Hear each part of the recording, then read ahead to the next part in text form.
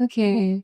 I like the conversation that you were having before on the work you're doing now and its situations within the current tempo of the art season. So I think as we start with our first question, I'm going to first ask that we talk about that work that you're doing and what's tempo. So it's first to you, Okay. Judith, or Jiamin Padu and I, Missy. Can you tell me about the work? Yeah. It's tempo today and what your work is doing, his representation and beyond. Representation. Okay. Thank you. So as you rightly said, my work is Emisi 3D. I describe it as an ecosystem developer for the extended reality technology, so augmented, virtual, and mixed reality.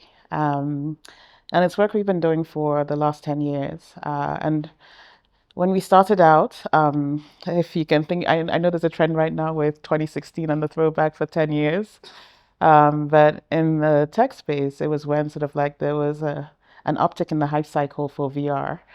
So there were a lot of headlines, is this going to be the year of VR and all of that? And there'd been a few signals with Meta and Oculus and things like that. But for us, it was uh, a mission, I suppose I would describe it as, where these were technologies we recognize as inevitable for humanity. And if that was the case, then we wanted to be sure that we on the continent were able to not just have access to it, but also adopt and adapt these technologies for our own purposes. And so the shape that our work took, as opposed to possibly a pure representation angle, was what does it look like for us to have agency, digital agency, if you will, when it comes to these technologies. And what we envisioned was that we would need to, first of all, understand what these technologies were, have access to them.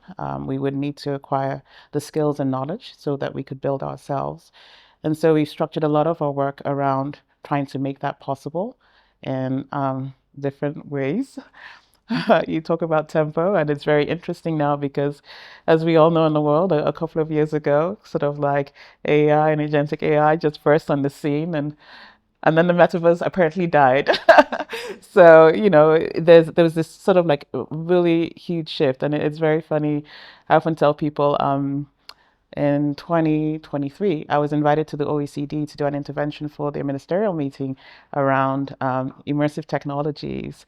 And I talked about it, and then it was time for a discussion. And the first person that stood up, I think they might have been from the States or something, but they just started talking about their AI framework. Like it was just off the table, like, in an instant. This was 2023, right? It was just off the table because everybody was just like AI on the brain. And it's really interesting for me because I remember when I was trying to explain to people in 2016 what these technologies were and what they were going to be.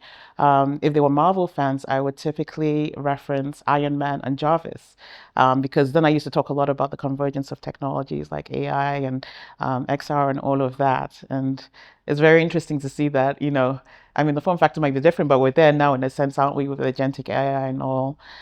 So tempo wise, I mean, the conversation is VR dead? And, some of the big tech companies are laying off some of the teams that work in that space, but then others are recruiting. So I think what we're just seeing is a shift where the hype is dying down, but I think that allows for the real work to be done.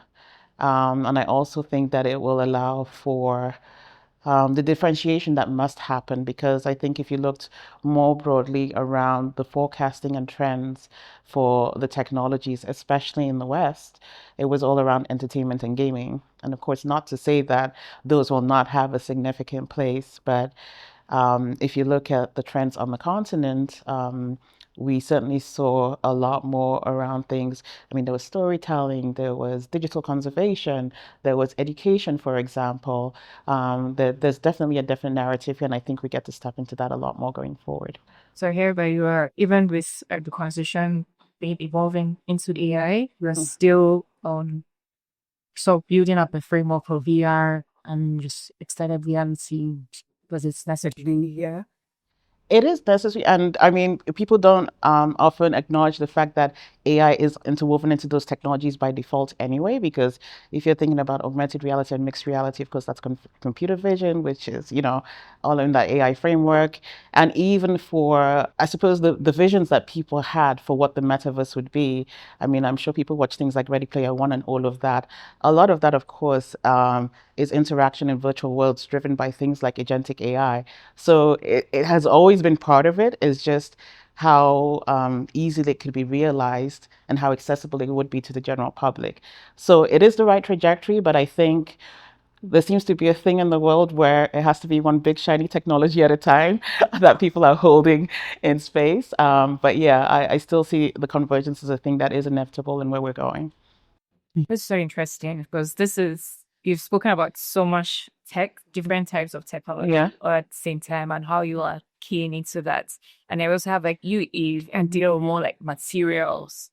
When you hear this conversation and this conversation being taking place at this part of the tech scene and your work, maybe you could tell us about your work and then how you are responding to this reality. Yeah. I think yeah, it's true. It's like a very different world, but it's also still in the same world, where you're really looking at the digital space and what's bubbling inside there, and what we're doing is very much burdened with the physicality of everything. So when I first moved back, as an architectural designer, one of my biggest peeves was like I couldn't find where we were gathering, like my people.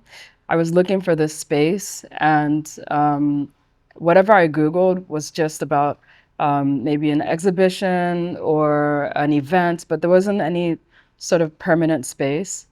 When I moved into my office, which is located in a helicopter hangar, it was very isolating, and it kind of added further to the isolation of I've come here, I was looking for a space where we all were, couldn't find it, and now I just have to find my own place.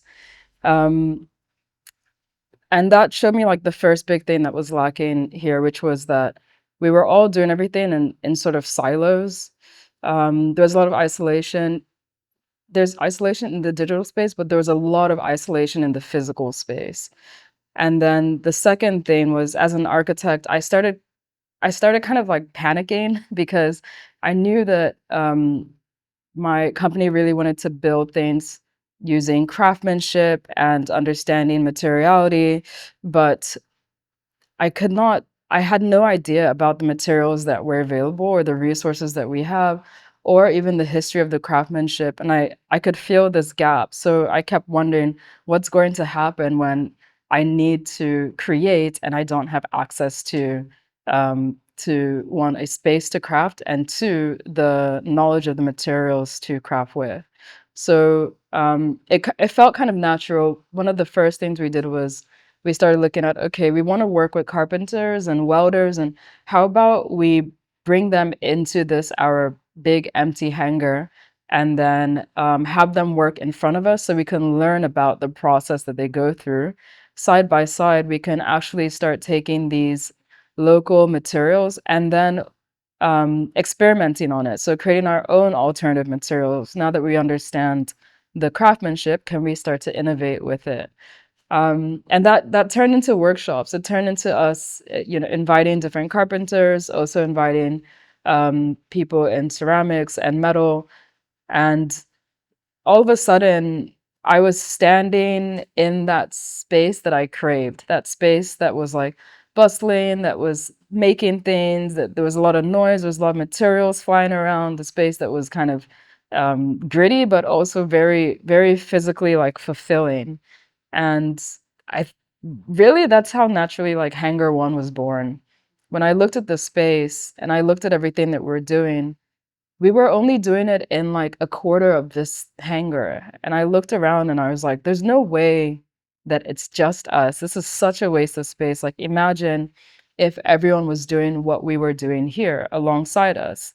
That would also break our loneliness and isolation at Adapt, but then it would foster more innovation because side by side, what we were innovating might be someone might be doing it better than us, and we can start to look over and say, oh, can we do what they're doing? So naturally, um, I was like, okay, all signs are pointing to Hangar One. Hangar One, physical space, it has to exist. So we've only been open for less than a month. We just launched.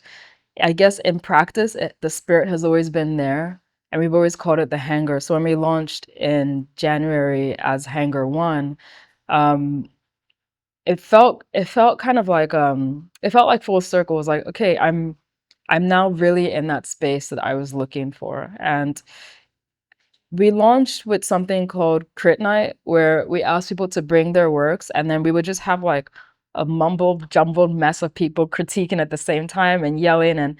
And this for me was so important because there are so many places where we exhibit, we show things, we show the final work, but there weren't any places where we got to actually show the work in progress.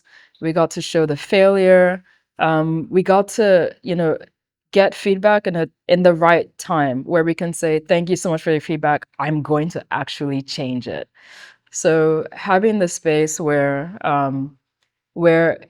for just 1 second, like forget about how you look, forget about the representation for just 1 second, like be internal around everyone.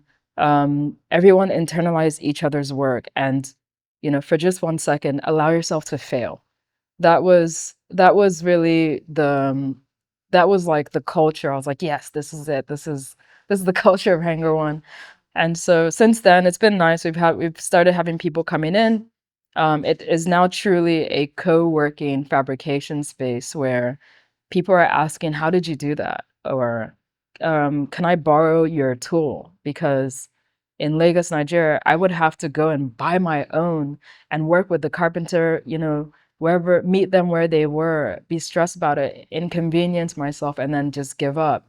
But finally, I don't have to buy your saw. I can just use it. You don't have to buy, a drill. You can just use mine. And at the same time, as you're using my tool, I'm looking at what you're doing and I'm asking you, how did you do that? So I think in a nutshell, it's that. It feels kind of like the internet, but physically. It feels like the mess of it, the collaboration of it, the um lack of filtration, I guess, the rawness of it in a physical space, and I can tangibly every day see what is going to happen because it's in the space where it's being made. That sounds so inspiring. Yeah. Beautiful. I think, Sergio, I think you could come in here. You were talking before about, the desires you have for this space. You're also building a more, also kind of more online space for Sangwa that you do, but then you are having even a desire as well for something more. Could you like talk about that, your work, and then where is that from? Yeah, so I guess I've transitioned between both of your worlds in several ways, and I still straddle both, and that's the intention going forward. So Sangwa started off as a space to actually provide representation. It was when I was living stateside, and I really wanted to engage with work by artists who were on the continent that I really enjoyed, or not that I wanted to, I was already engaging with it. And then I realized that in community with the people I was sitting beside, there were questions. People would say certain things sometimes that were confusing to me in terms of their understanding and the visuals that they had in their mind of what like Africa was and home for me, especially Nigeria. And I say Africa because part of those conversations were also very generic. So I thought I'd build a space that would allow me to show people what I thought was beautiful and, the creatives that I admired and I'd been working with. And it was online. And, initially we were just sharing, literally just sharing what I thought was beautiful. And we built a community from that. Apparently there were more people who enjoyed this experience. And I think what it did was it's allowed people to come together through one representation of seeing themselves reflected in a space that they may not necessarily have easy access to. And because it was digital, it bridged physical barriers that existed. So I was working with artists and engaging with artists who were in Nigeria, who were in Kenya, who were in South Africa, and artists who were also in America but beside me. And all of their work could come together and speak. And there was some, underlying threads and unifying language within that. And it also allowed me experiment and do some things that I could, share work that I thought was important in the moment and, spoke to experiences that we were living through, and just use my voice in that way. And then from the digital space, I decided to start, creating physical experiences where people could actually come in and see some of this work in real time and engage with it. And also to create an avenue for revenue generation for these creatives, because a lot of the artists that I knew were producing, but we're not necessarily making money from the work that they were creating. So if we can find a way to also have folks who are in the diaspora kind of help with some send resources back to folks who need them, for the work that they're enjoying and the space that they're creating to enjoy beauty, then how about we build this bridge? And also to give some artists who are on the continent a more international exposure, because my belief is always that the world is bigger than the room in which you sit. So if your work can, be on a stage in which there's folks with access to it in different spaces, then you'll find your community. This is part of what we were talking about earlier when I said you can be in a season of if you build it, they will come, which is literally what happened to me. I built it and then people came and I realized that community existed in the space that I was creating. So moving back home and coming to Nigeria, my work really shifted from being in a digital space to being very physical. And that was with intention. At that point, I got the opportunity to actually be side by side with the creatives that I'd been enjoying the experience of engaging with from afar. And so now we can co-create. So what does it look like to actually be in the process of production, photography is one of the forms of expression I've always really enjoyed, and of course you'll see this very heavy through on Osengwa's curation. So now I can actually sit with the photographer and go through concepting, go through bringing an idea to life, and then see what that looks like from start to finish. Do the set design, do the sound, But all of this, of course, for me has been experimentation and a space of learning. But the year and the season that I'm coming out of, I think, really allowed for me to do that very loudly. And to also learn a lot through that process in terms of finding gaps in the systems that existed. So part of what the work has evolved into is creating infrastructure and resources and repeatable patterns for artists and creatives and creative enterprises to kind of carry that work forward. So because my background really is in business and I spent years working in corporate finance, I tend to be able to see patterns, work through, and analyze things. So I'm kind of bringing that thinking, that systems thinking into the creative space and working closely with artists, trying to help them understand from start to finish, what does that process of creation look like? How do you look at that as a business? How do you look at that operationally? Not just for how do you make money through it, but how do you make your life a bit easier with some of these repetitive things that you don't necessarily want to do? How do you document through this? And doing that with creative enterprises as well. So I may do this with an artist, but I may do this with like a fashion brand, for example. And so I think in this season, that's more of what I want to explore. And some of those systems, of course, involve, leveraging tech to be able to execute, and how do you automate some of these things so that they move quickly. But then how do we also scale so that they get in the hands of multiple people who may not necessarily be able to afford them? So those are some of the questions I'm asking. So from like Osengwa's perspective and the work that Osengwa does, this is what I'm hoping to do more of in that regard. But then as an individual, because I've also now had the opportunity to be in the process of co-creation, I really like it.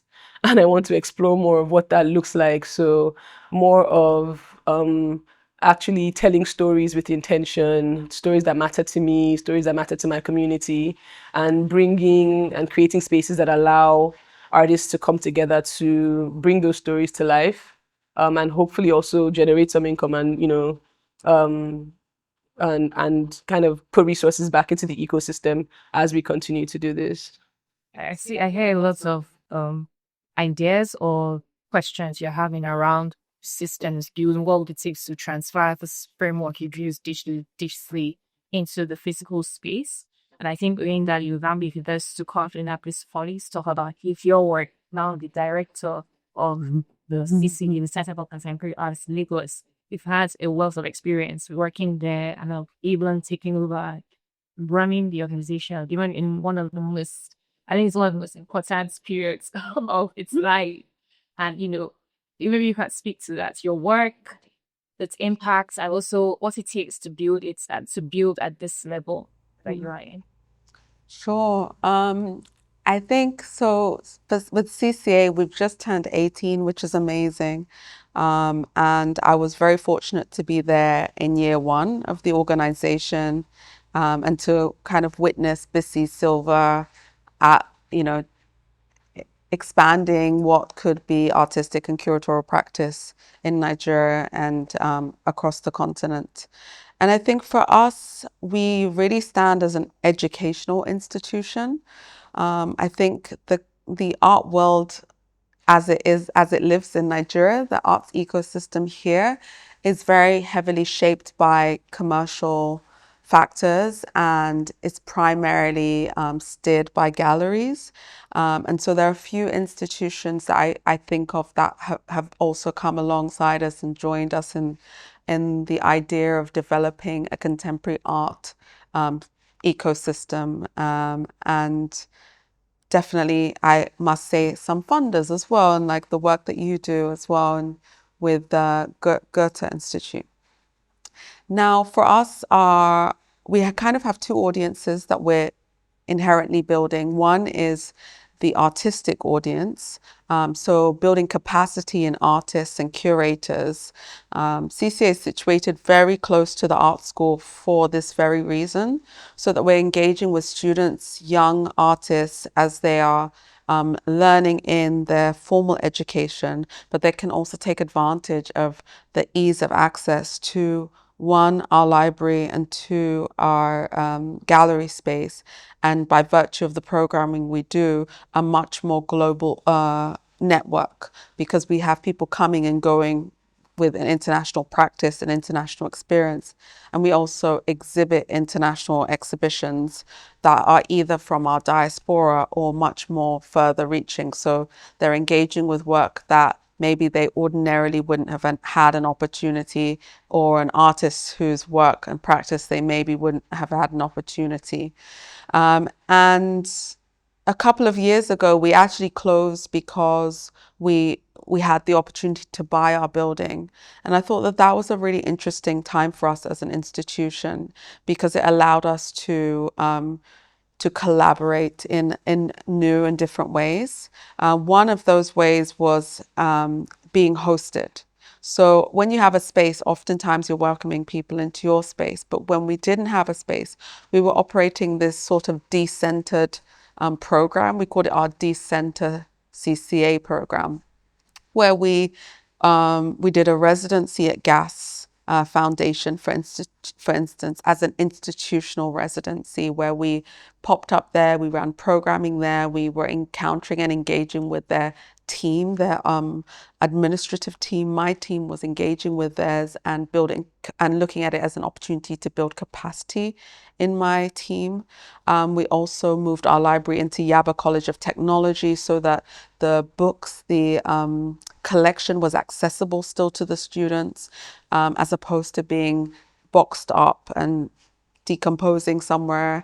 The arts, I remember that when the students were even unboxing the books, some of the artists would say, "I've got a new idea."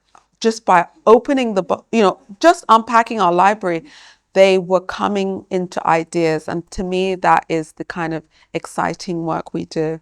And then lastly, also, we had a partnership with the Goethe-Institut, where our archive moved in and part of our library moved into the library department. And we were able to engage through an archival fellowship, and then start to introduce new curators, new artists, new arts administrators to what was in our archive. We really have been mapping artistic and curatorial practice, at the very least, from around 2007, and then Bissy's own practice into the 90s as well. And so we're now allowing for a new audience to engage with that. And I think that's very important, because what we're saying is that we have a rich exhibition culture in Nigeria, we have been making exhibitions for a long time. And without access to something like an archive, people do not know that these exhibitions have happened. They don't know the works. They don't know the history of contemporary artistic practice in Africa, in Nigeria. And so what we're doing is saying that art history is and was taking place here, and not just in the West, not in the global North, but actually here, and that you can now look to exhibitions for as part of your research practice, and you don't have to research outside of the shores, but you can find that here. There's a home for that, and in your practice that can happen here. We definitely see ourselves as an experimental space. And so we do work with photography, for instance, and we do work with VR. So Imisi is not far from us, and I tell my staff that we're a network organization. And so while we're not very big in terms of our space or scale or the number of staff we have, I feel like as a network in Nigeria, we should see what other people are doing as part of our wider network or our existence. So we may not have capacity inside of our organization, but by virtue that there is another organization that is doing that work and they're in our network, then we have access to that. And so I generally say that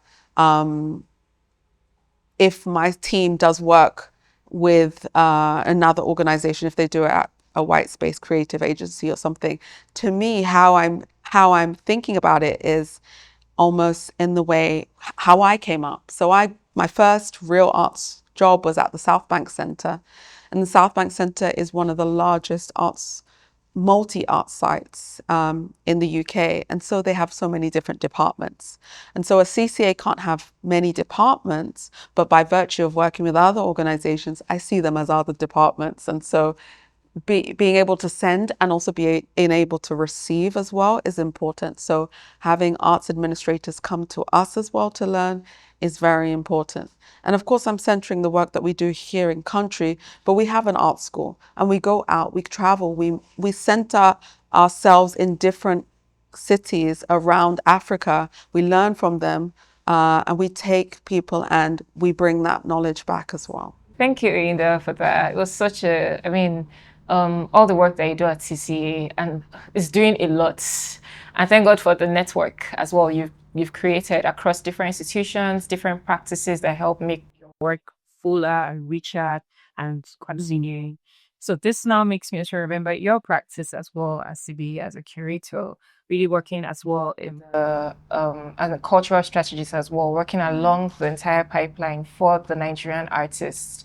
Can you tell me about your work, first of all, and even how your work is pushing forward these people that you represent? I'm disposed towards what I know in terms of art, and for me that has always been abstract paintings, specifically sculptures, classical music, and experimental writing. And I think sometimes you meet artists organically, and people, you gravitate towards artists who are also similarly disposed. And I feel like that's the direction I first went in, working with Fidelis Joseph, an abstract painter. But then I felt like it led me down this pipeline where, because he's from the North, as I am half from the North, and then just realizing in terms of abstract expression from the North, which is actually taboo because of certain religious affiliations. And then it almost felt like a latent protest, so to speak, to work with Northern artists especially, who are really creating from a very organic, rudimentary place. And so that's really been the direction I've gone in. And I think also I'm just disposed to working in a very, very natural way, this natural rapport where it's certainly you, but it's also the artist, in tandem together to create something. And I think I also have what feels like a backbone and what feels quite stable is I also build a few corporate collections in oil and gas, financial technology, and this feels like it's very consistent in terms of income, and it's certainly what carries the weight of the experimentation that may take several months, the bills that may not be paid because you're sending reminders. So I think that has been a good backbone, but also something I quite like about it is also the freedom in building these collections, the freedom to engage with artists at different points in their careers.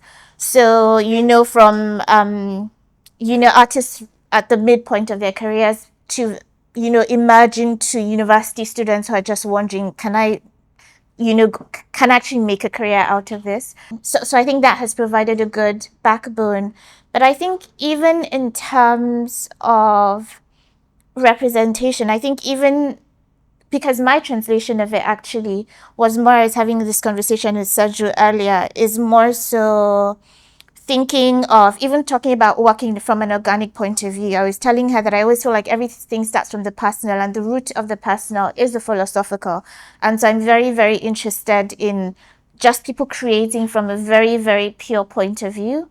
And I think for me, the direction I feel like I'm going in now is to work with artists in literature who wish to experiment with form in terms of, I feel like every piece of writing has a shape, just to, work with interesting shapes of writing as well as the actual form of the actual physical object. I feel like even the point I am in my career is singing for my supper, so to speak, in terms of the corporate background and how that will make us actualize this project. So that definitely feels like the route I'm going down. Yeah. Thank you. I love the conversations we just had. We got to really get to know each one of you's practice so deeply. You all are coming with so much passion from different perspectives to the work that you do for the entire creative and the entire creative industry. My next question now deals with how you're confronting your practice. When you are doing this work with so much passion, with so much idealism, you're obviously going to confront systems, especially systems that are particular to us in Nigeria. So I'm curious to what these systems you confront are and how you negotiate with them. I think we'll start first with you, Dr. Shotway. Okay. You'll tell us a bit about your work and then this system. And then I go into the systems. Yeah. Okay.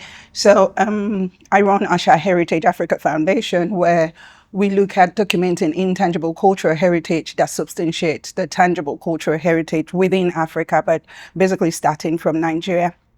We realized that the craft or the art space itself is actually informed by your culture, and we found out that the culture itself is not being documented. For instance, if you look at the Uli designs and so on, the Uli designs are not just paintings on the wall, they're not just indigenous kind of paints, but they're actually codes, they're talking, they're abstract forms that people have interpretations to, and you don't even know how these interpretations have come to be, but it's allowed the archive to continue to grow. It's a living archive, but nobody knows so much about them aside what's been documented in the past by the Western, our Western friends, let's put it that way. I work within the systems guided by colonial understanding, colonial ideologies, epistemology, and academic institutions, because I work within a heritage space and the museum sector, where your idea of seeing is guided by the principles laid out by the West, not from within. And there was a need for us to actually know who we are. And one of that is to start documenting from the communities, allowing the communities to say their story by themselves. And one of such works we've done is the documentation of the Oyo leather craft. Within the Nigerian system, when you talk about leather, everyone thinks Kano. But then we found out that Oyo actually funded so much and did so much, even within the colonial systems, that a lot of people don't know. One of such is that the Oyo leather was meant to be used to make the furniture after the World War II. No one would have expected that. And just from the knowledge that has passed from the Agbole, Yoruba Agbole system, and it still exists till today. And the interesting bit for us was not just to document their story, but let them be able to say their story. So they came to Lagos, like we've been part of the Lagos Pop-Up Museum, and they came to Lagos and they told their story and showed the process, not just showing the process, but showing the contemporary goods that you could make from this raw organically prepared leather. So my work cuts across academia, research, and policies as well. But above all is how we tell the story. Whose story are we telling? Who takes care of it and who benefits? And my organization has looked to creating this space that allows this to happen. When you talk within systems, I work within systems that are not grounded in the society I live in. There are systems that are foreign. And instead of going kind of advocating against it, I look for ways around it in which we work in bringing out these voices. So a good example would be going into the museums that are meant to tell our history, because your things, the materiality, the way you care about the materials is actually your history of identity that you're taking forward. So what you do is try to advocate for where their own voices are the ones out. It's not them speaking English, but speaking their language. And through that language of things, language of the nomenclature of things, you'll be able to tell what this means. So if you go into the museum and you see a cup or something in the shape of a cup that will hold water, you call it a cup. If I'm an Igbo girl, it's uko. If I'm a Yoruba girl, it should be another word. And that way, knowledge is fast transmitted and you're saying a story. I'm so happy she was talking about the Northerner, and no one would have talked about Ladi Kwali's creations. Their creations I'm very, very interested about, and I'm hoping will be one of our next kind of work. And within that system will mean reinterpreting Ladi Kwali's work to make more sense to her people even before you take them out. And from these inscriptions, which will inform everyone's work around here, it's seeing things in a way that we will be able to tell our story in an authentic way, but the voices of the people is also resonating through it. And we're hoping that the systems will be able to inform not just the academia, so it's feeding back, feeding the artist, feeding the researcher, and making sure that each artwork has a kind of foundation that fits it. Yeah, I hear that. I hear that. Does Judith, does this inspire you? Or do you, when you hear like what she's doing, really bringing the community to the fore and giving them the mic, then you are coming with this big technology, this VR, that I think there might even be a skill gap because this is something that is being brought in. Like, how do you, like that for me, I'm seeing one confrontation there. Just because of, But I just want to say, like, what you said absolutely resonated, because I think even, and also to in this point about sort of like the network way that we work and collaborate. So we do our work all across the African continent. And one of the ways in which we do that is we have these country partners in different places. And we've got one in Tanzania. And one of the challenges about getting this technology for people to even access and engage with it is language. Because there was no word for virtual reality in Kiswahili, right? And so the first part of the journey is sense making, what exactly is this? How do we interpret it in a way that links to who we are and where we're from? How does it connect to the meaning in our lives? And then we can say what we're going to do with it and what it will become. And so I think all of these pieces are just so critical for the conversation. Did you come up with a word in Tanzania? Did they come up? They are doing the work. They're doing the work of like going out into the communities and saying, so what will we do? And I mean, I've not been there, but they are doing really incredible work around that and really sort of like driving engagement, because of course the reality is that these technologies are inevitable for humanity and we must have a way in which we can shape what they will be. I think that's another really critical element. And I think it speaks to your point about giving people the voice, right? To be able to articulate for themselves, who they are and what their interaction is with this. And so that critical work is happening. I would say kind of like more broadly with systems. So it's really interesting. There's a deep tech conference going on in Lagos right now, and the convener of that conference, the whole movement around Africa deep tech that he's leading started around an article that he published. And the title of that article was, "What if the internet was invented by Africans?" And a lot of the thinking that is guiding this is his name is Emeka Fibo, by the way. Guiding this is very much the understanding that culture really informs technology, in such deep, deep, deep ways. And that the expression of it and even the ways it will impact us are all going to be shaped by that. So when I think about systems that we have to confront, you know, I mean, some of them you talked, for example, about, some of the institutions and the systems being from the West. I would say one of the things that I found as shocking, and I will admit, when I started this work, I was very naive, right? Because I say naive because I did not assume that there would be a world in which people would think that Africans should not have access to these technologies. Like it just, I mean, of course, people, but I just didn't think I would encounter them.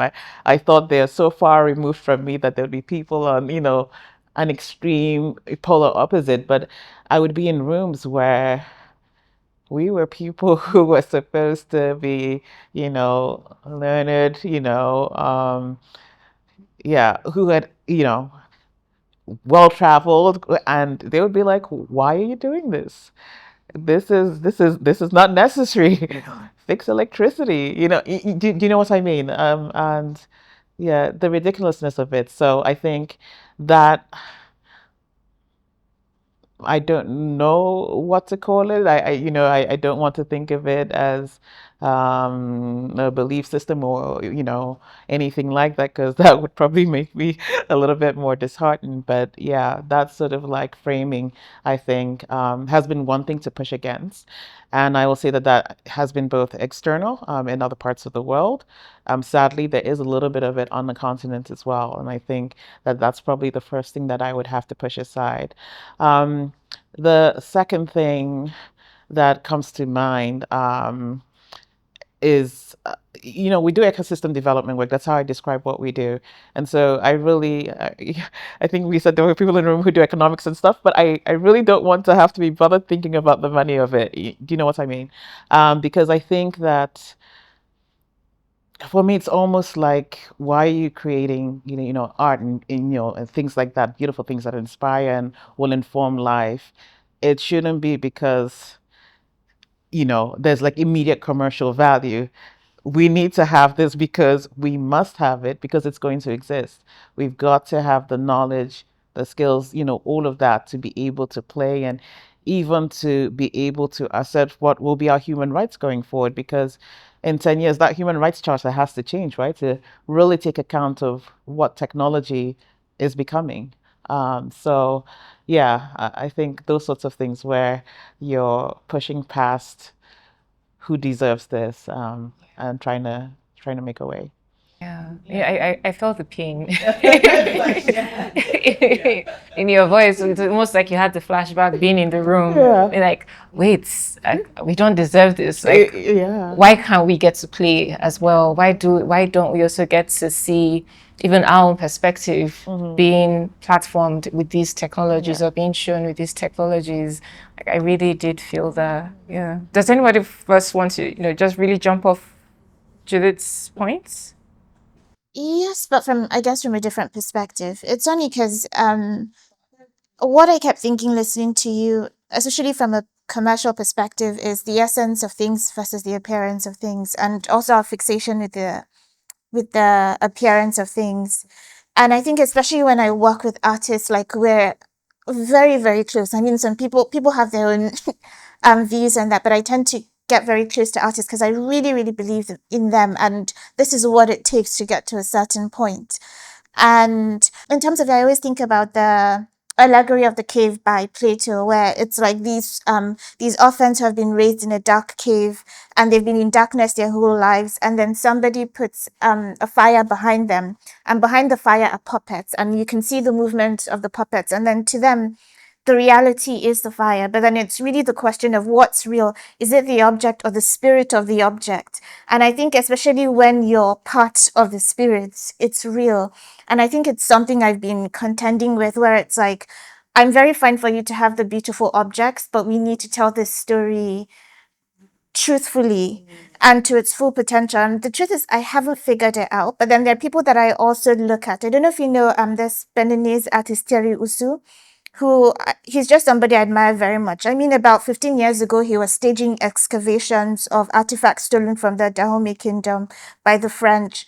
And he sort of has this style of working where often you'd see him in commercial galleries and there'd be the conceptual paintings, but then there's something that takes everybody outside where your feet are on the ground and you can't, it's almost like there's a very real factor that really speaks to the spirit behind what you're doing. So it's even if we tend to do certain things to sustain the practice, there's also the idea of, but how do we still maintain the spirit? And I mean, I'm open to suggestions. I haven't figured it out, but that's just what I just kept thinking of, just maintaining the spirit, especially from a commercial perspective. I feel like it's a fight.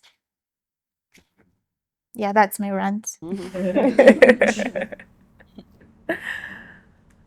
Maybe Oyinda, do you have ideas? What systems you confront in your work? I actually was going to speak about maybe a system that I feel like we need more, which is around criticism. And that's the conversation that we had a little bit earlier.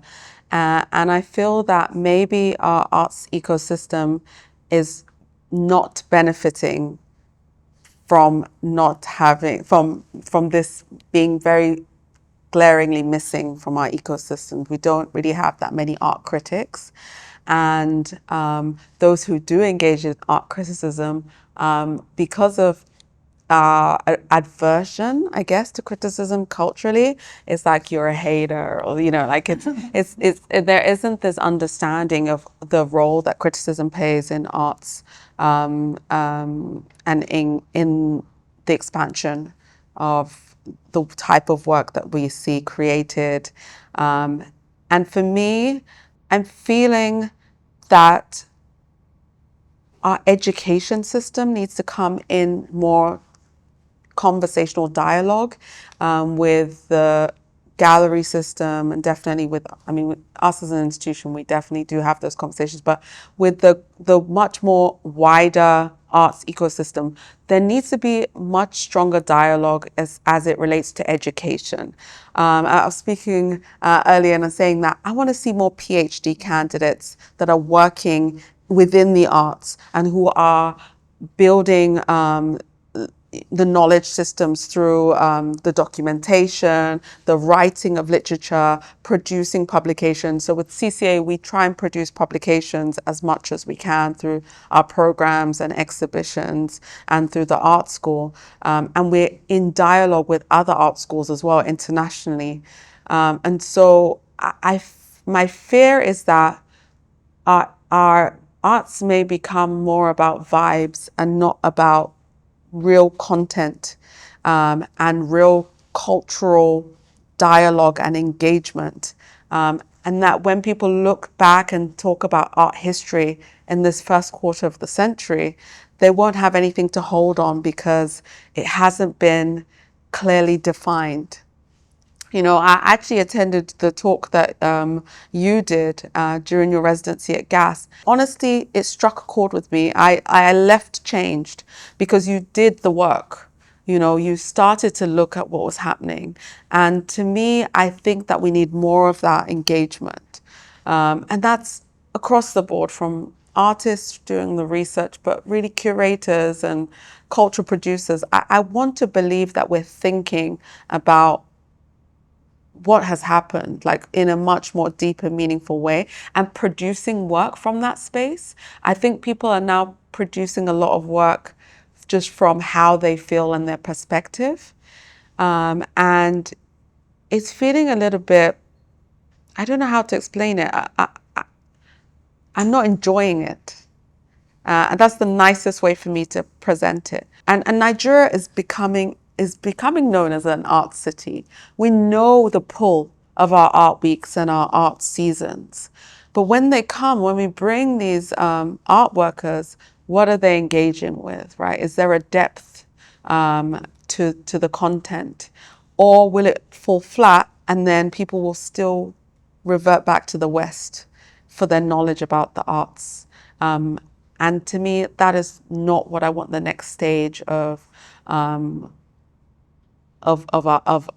to look like. Now we're in the second quarter of the century. I really want the system that we build to be an art system that is shaped by research, and we have strong academics in our art space. And I hate to compare, but I feel like I'm part Ghanaian when it favors me. And it favors me when I think about how academically sound their artists are. They are sound, they're doing the research, they're putting their research back into academic systems. We look at the KNUSTs and the Black Star Lines, and they're actually disrupting the system internally, but they're speaking into their arts systems. They're producing exhibitions, but they're also teaching, you know. So how can I take an artist that's in, you know, a working artist from a gallery now and place them in educational system, and they'll be able to produce sound knowledge and information? I don't know. And to me, that's very scary.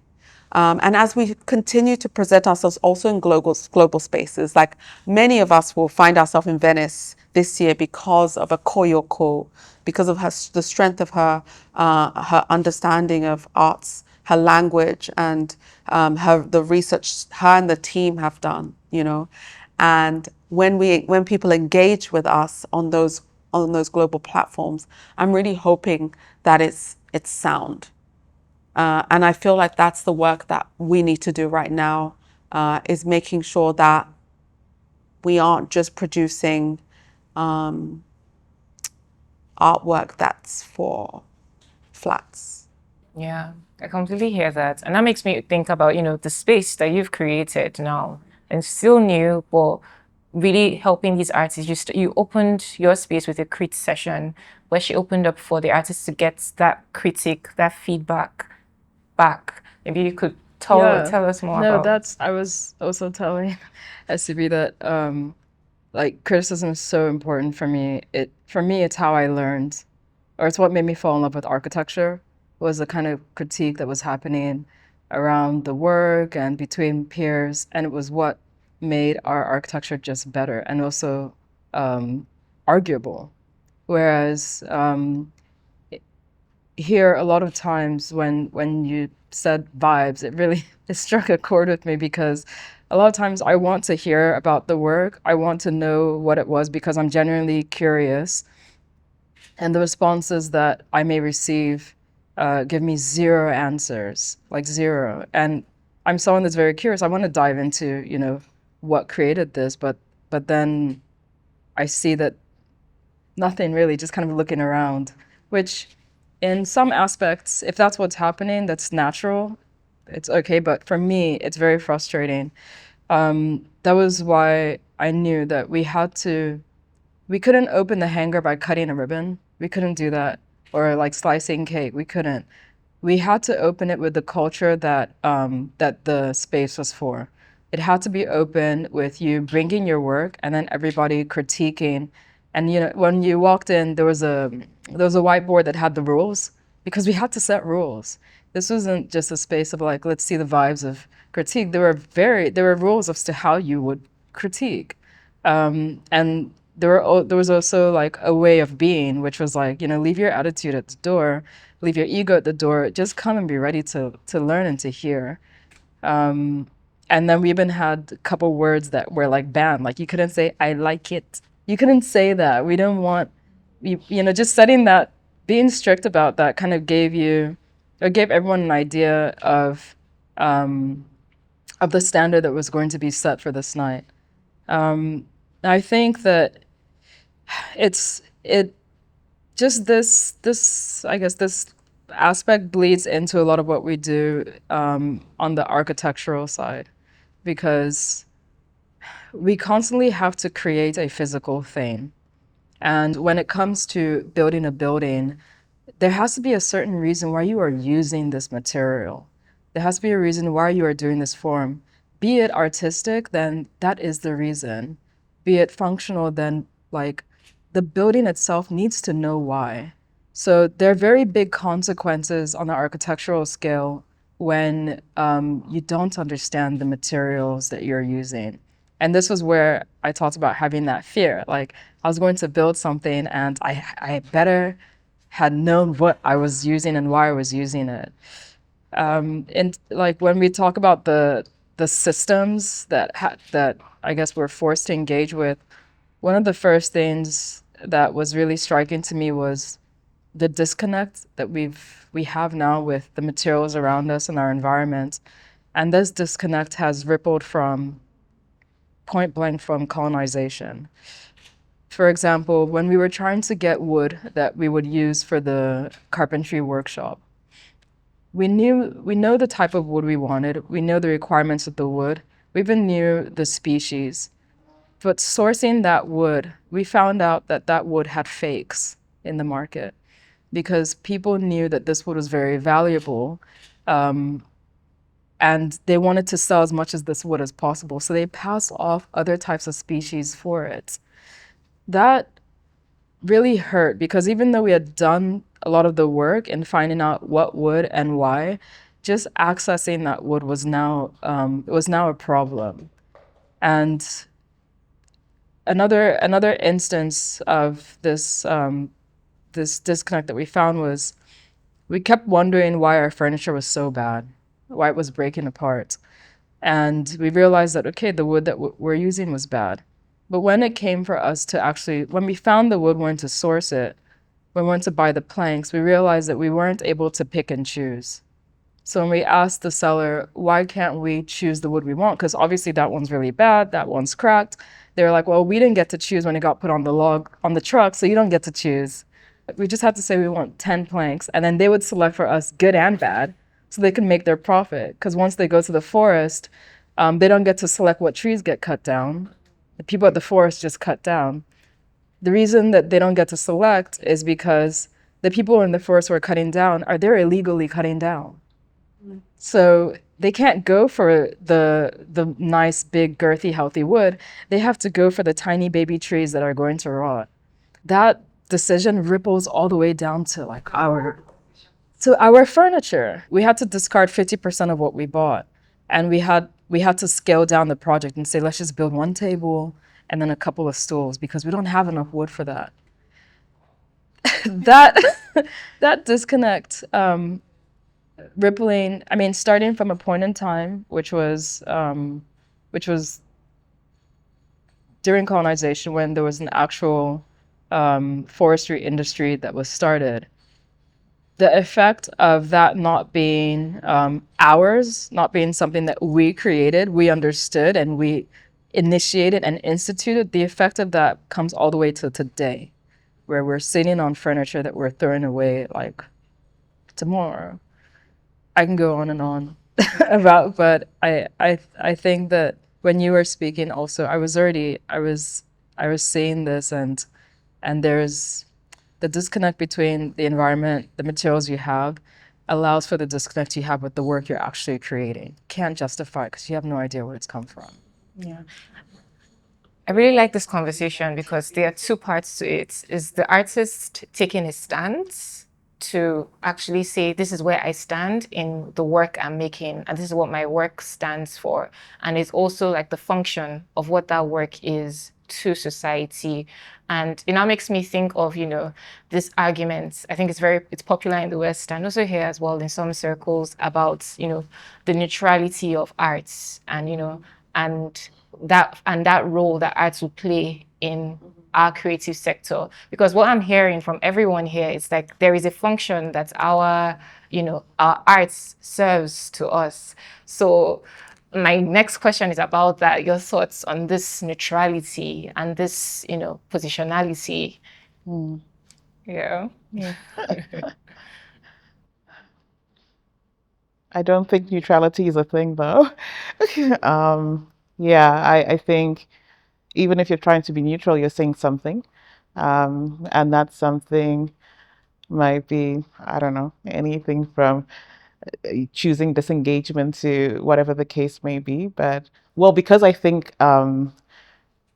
art, in a sense, is just by the nature of its existence, it's doing something, right?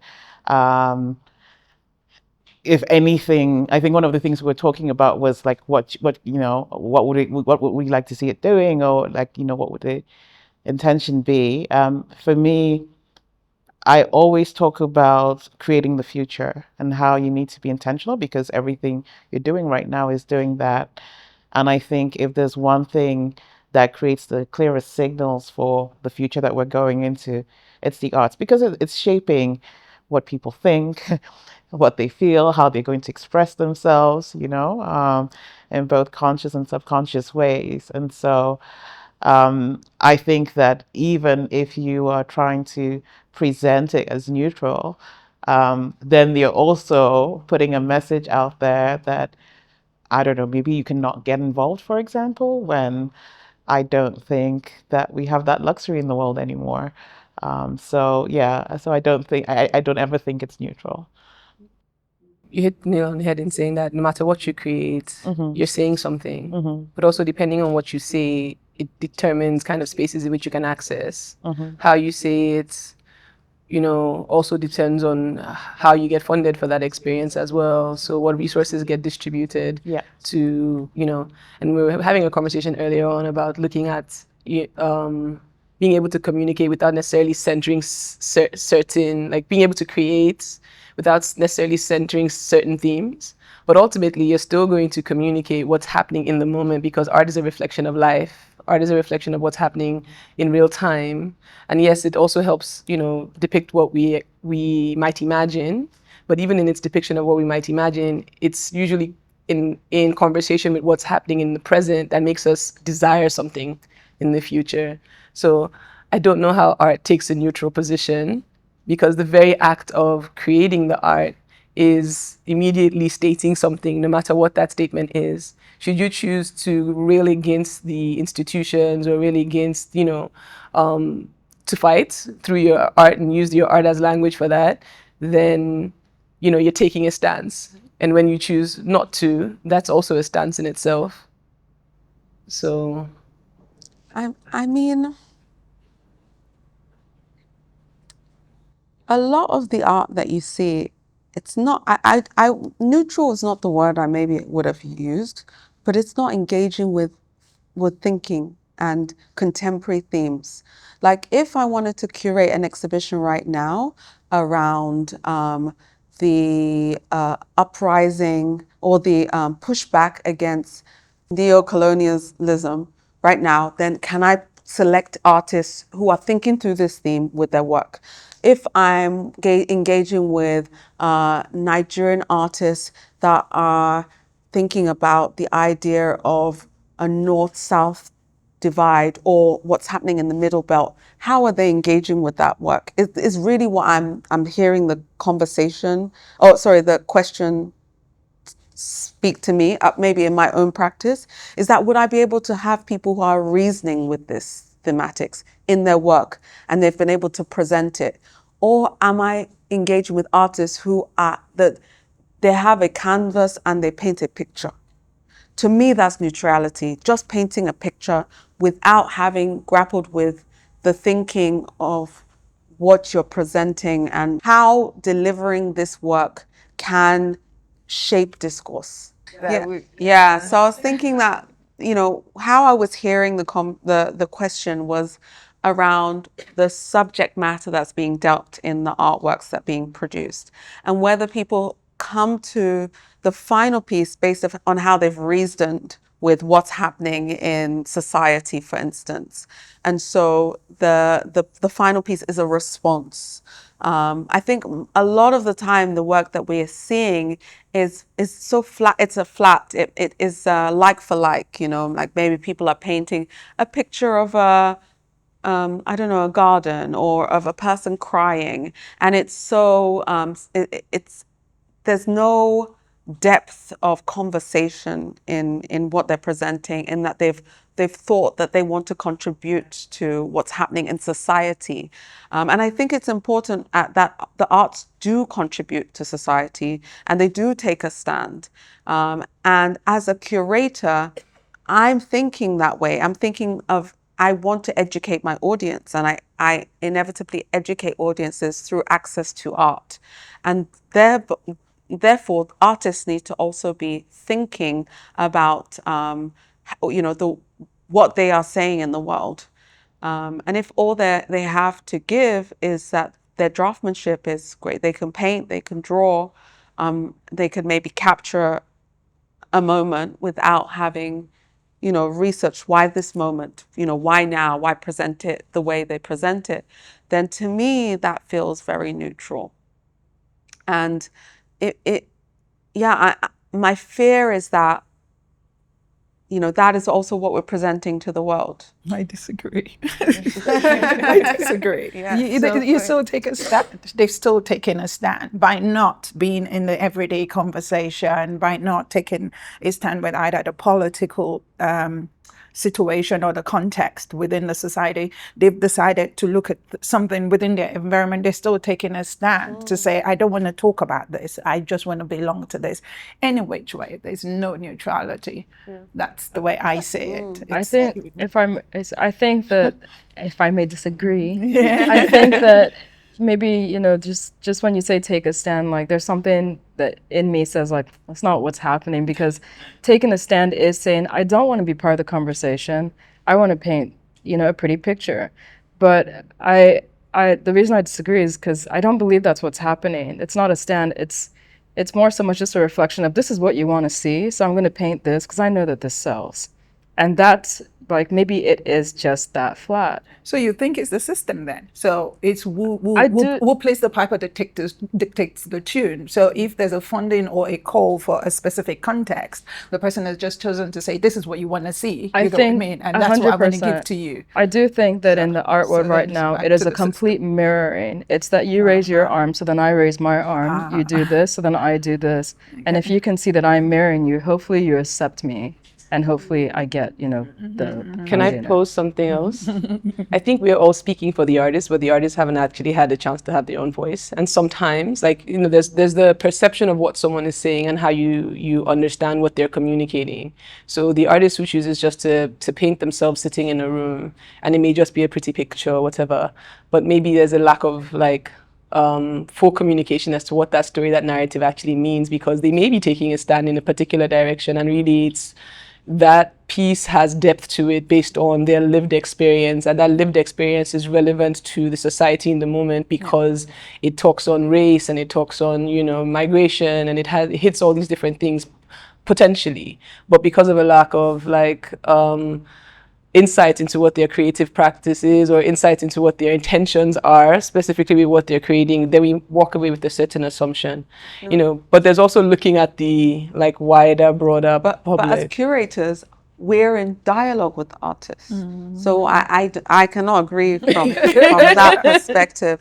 But that is not to say, so I don't want to paint a broad stroke and say that's everyone. Of course, there are artists that are engaging with meaningful conversations, but what I'm saying is that there aren't enough. And so I'd like to see the switch over from but even our education system doesn't necessarily teach critical thinking, and that's broad. It's not just within the arts, it's just the education system. It does not ask for our students to think for themselves. It asks for them to mirror. And so it has just trickled into the arts.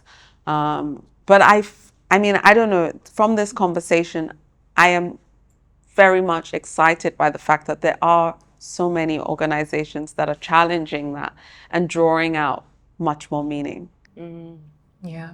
I think this question has really showed us the gap that the arts, that when we choose this ease and lack of criticality, we see this is what suffers in terms of the arts. There is a space, I'm hearing there is a space for both sides, for the weights and for the lightness. I think even the exhibition right now, Chord Notes, I think that's also a very interesting dichotomy they have. You have one that is still the same very deep subject matter, but one collective approaches it's more I would say the word popular, but I'm not trying to assign moral weight to it, but it's easy to sort of attach and understand and embody, and one person then engages, more critically, engages so many layers to it. So you have two different ways to approach one thing. But then we are sort of now, as people that have organizations that have businesses confronting this and trying to push for criticality, we are more complexity because the world is complex. We want to platform that and create more space for us to understand and engage more with complex ideas for our being. I think the next question now makes me would this work, this heavy lifting work you all are doing, what kind of support will make your work more effective? Not visible, but more effective. Do you mind if I start? Because I think it sort of is in line with what Inda was saying. So for me, and it feels somewhat niche, but I don't really think it is, I think I would need more educational resources, but in particular, the canon of African fiction. And oftentimes when I go into libraries, I often find that these are missing. And I say that even as somebody who, I sort of did courses in art, but that's not what I studied in university. And education has been accessible to me, plus very intentional to me. And why I say this is, especially when artists who their practices are very valid, but they don't necessarily come from an academic background. I think this is a very accessible way to get into it. I think when you read what came before you, you're living in the text. It's like you're in somebody's living room. You're understanding the dynamics of the family and of race and all these different things. And I think what happens is when you live in the text, it actually holds you to a higher standard in your forms of expression. You write better, you know how to illustrate your thoughts better. But even I always think about, there's this Tsitsi Dangarembga who wrote Nervous Conditions. And I feel like I've had so many conversations about feminism. You can't talk about Chimamanda if you haven't started from Tsitsi. Like Purple Hibiscus is like a 2.0 of Nervous Conditions. So for me, I just feel like there's a way in which there should be accessibility, and a way in which storytelling is so intrinsic to us. I just feel like it's an accessible way, and it's something that really, really transforms expression. And even that there came a point where it's even something I wanted to speak to you about making my own personal library public, because I just feel like, let me share what I have. Because even I had this idea, we've even spoken about this, to have a show on the history of African women in publishing. And I just think about how a lot of the heavy lifting has come personally. It's also come from a friend who is a professor of African literature. But in terms of going into institutions and finding what I need to further this research, I'm still finding it a challenge. And I think I and a lot of artists in general could really benefit from this. So I'm literally like, if anybody wants a list or anything or to work, I'm down to just figure out how to make this more accessible. So, yeah. I have to agree that I think education's really where we need to start. It's pretty hard to shift the formal education system, so it's going to have to be through informal means. And I love that your idea of making your library public. I do think that we need more research conversations. So one thing in our art school, in ASICO, is that BISI would invite people to read text, invite artists to read text. And I think that's very different. And many of the artists that we work with in our art school are actually self-taught. So they weren't even in the main system. They've learnt by themselves. And so they've never engaged with academic text, which can be hard. And so I think that there is a role for us to provide like support. And I'm not sure if I mentioned it on camera, but I genuinely do want to work more with lecturers, especially practicing art lecturers, and bringing them into our space more so that they can provide that academic conversation, but then hopefully by engaging with us in our space, they're also taking that learning back. And that's even how our art school runs, in that our faculty can come from anywhere in the world. Our participants have to be African, but our faculty come from anywhere in the world, because our assumption is that they come and facilitate, but they also come to learn, and then they take back their learning. And even with like publishing, like you mentioned. So we publish books, we publish academic texts, but we're also thinking about the fact that not everybody, it's not fair to say that artists must engage with literature. They might, that might just not be how they see the world, and maybe that is why they paint, maybe that is why they build, So thinking about documentation in terms of documentary, audio as well, and recognizing that information can come in like these different ways. And that also speaks to our funders as well, because our funders don't necessarily speak the language on ground. They still speak often from a very colonial position. And that has our artists either trying to play to their tune or feeling very defeated as well, which doesn't necessarily mean that their practice isn't thriving or isn't meaningful. And so I think having a solid funding structure that speaks to what is needed on the ground, that has listened to the requirements, responds in the language of the local context, and can support and build. And oftentimes that is also not just about project-based funding, but it's also like as an arts organization, I got funding and they're like, you can't pay for any of your permanent staff. You can't pay for, if you buy one table, then the table belongs to us. And I was like, whoop, that is quite harsh. But they want me to deliver a project. But honestly, there's a weight. Even if I hire all new staff, there is a weight of putting that project on that is carried by the whole institution. And so I think that we need funders that understand what we're trying to do, what we're trying to accomplish. We need an educational ecosystem that supports. And we need to also literally think all the way across. So from education to representation, either that's a gallery or an agent, to buyers and advisory, we need to all be talking so that we can support an artist's growth all the way through their lifespan, so that they don't feel dropped, and not handled with care. And I think that's a responsibility I think we all have to be involved with. Yeah, completely hear that.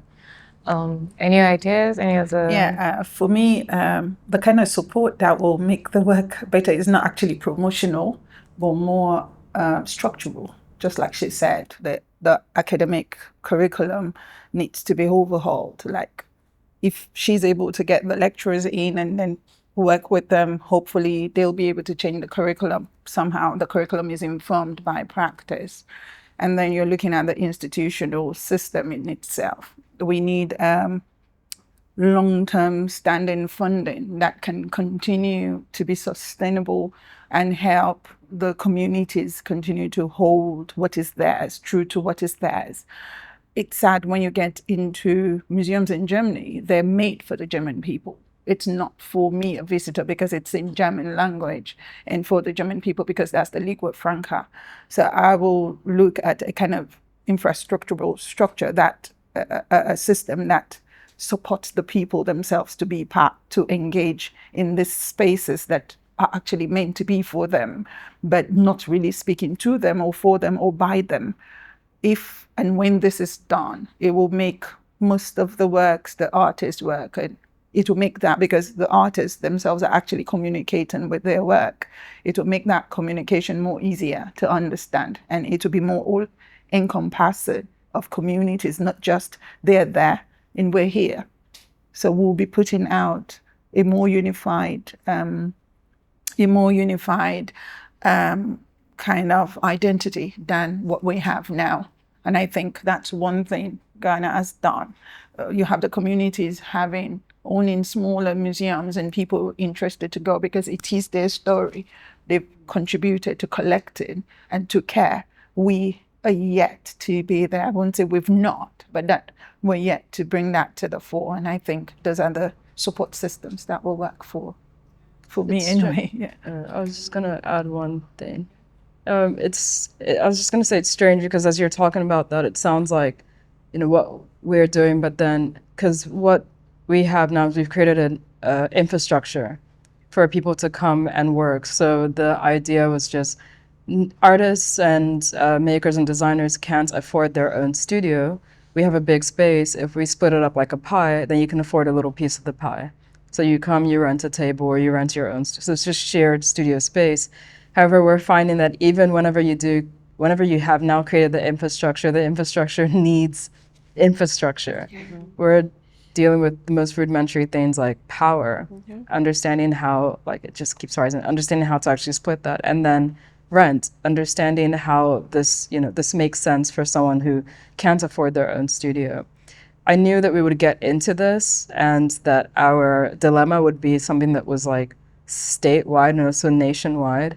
It didn't, stop me from doing it. However, just to see it so clearly, so blatantly, and then to realize that even whenever you start to create something infrastructural, there is a sub infrastructure that needs to be there to allow these infrastructures to sprawl and connect and breathe easy. Yeah, I think we can go into the final question. This is each person, just very quickly, 2 sentences. I would like Nigerian art to take responsibility for. Can start with you. Ooh, I would love Nigerian art to take responsibility for bridging the gap between, I think perhaps universities, institutions, and practice.